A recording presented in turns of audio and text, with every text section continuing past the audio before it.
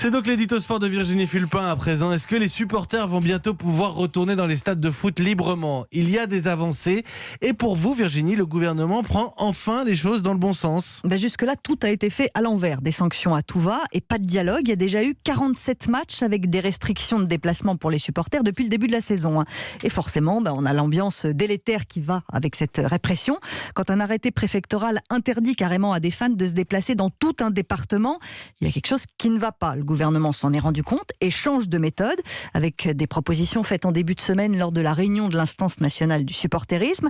Reconnaître ses erreurs et tenter de redresser la barre, ça mérite d'être souligné. C'est pas si fréquent. Une circulaire va donc être remise au préfet. Oui, pour éviter d'en arriver à la solution extrême de l'interdiction de déplacement. 3 semaines avant les matchs à risque, des réunions auront lieu avec les représentants des supporters pour sécuriser ces déplacements.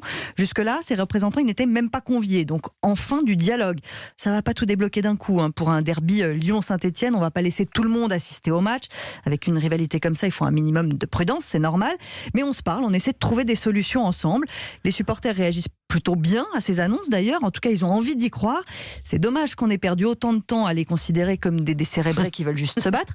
Mais bon, puisque le gouvernement change de méthode, dont acte. L'un des problèmes, c'est l'homophobie dans les stades. Là aussi, on arrête le dialogue de sourds. D'un côté, des déclarations belliqueuses des autorités et de l'autre, en tribune, des banderoles de mauvais goût au mieux ou carrément insultantes au pire. Stop, on efface tout, on recommence. On va faire un état des lieux des discriminations dans les stades parce qu'on voit encore beaucoup de choses qu'on ne devrait pas y voir.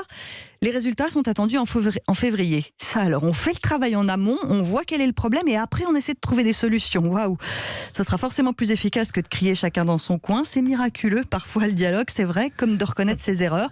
Alors ça a pris du temps, mais ça va dans le bon sens. On dit aussi quand il y a des améliorations. Bon, maintenant on va pas s'emballer, on va voir ça dans la pratique.